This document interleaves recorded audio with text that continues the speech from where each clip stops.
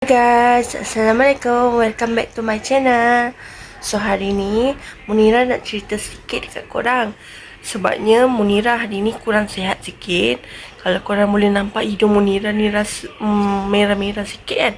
Sebab tu lah Munira sesama banyak kali. Jadi sebab tu. And then hari ni Munira pergi teman mak Munira pergi hospital, pergi check up dia lah. Lepas tu pergi hantar laut kat rumah nenek Munira. Munira rasa sangat rindu dengan nenek Munira. Sebab apa tau? Korang nak tahu? Sebab Munira dah lama tak datang dekat rumah nenek Munira, dah tak duduk dekat rumah nenek Munira. Jadi sebab tu lah Munira rasa rindu kat dorang kat dia kan.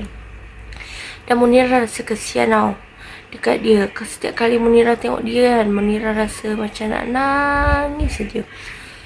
Tak tahu kenapa, tapi Munira ada sifat simpati kat dalam diri Munira, yang tak nak biarkan dia seorang.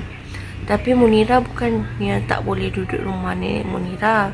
Munira boleh, cuma Munira terpaksa kena pedulikan lahan Munira lah. Sebabnya nenek Munira ada bela kucing 3 ekor. Jadi kalau Munira duduk situ, setiap kali Munira duduk situ je Munira kena ada alahan semput lah, sesama lah, demam lah, semua tu. Jadi sebab tu lah Munira tak tak duduk kat situ kan. Tapi kalau Munira tak duduk situ kan, bila setiap kali Munira datang beli makanan untuk dia, dia rasa macam Munira ada nak tidur kat situ dengan dia tau. Munira rasa macam bersalah pula kalau tak tidur kat situ dengan dia. Sorry because my voice is a bit crack because Munira baru bangun tidur sebenarnya. Sebabnya Munira tak ada nak buat apa-apa kat rumah. Jadinya Munira tak tahu aktiviti apa Munira nak buat. Dan Munira tak tahu bila Munira akan dapat minat untuk mengait balik semula kan. Sebabnya kalau Munira ada minat tu, mungkin Munira akan tunjuk kat korang Munira buat aktiviti mengait. Dan currently my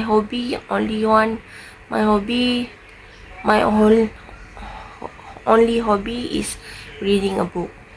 I got a lot of book, pre-love book, and I can't wait to just read and then relax for the rest.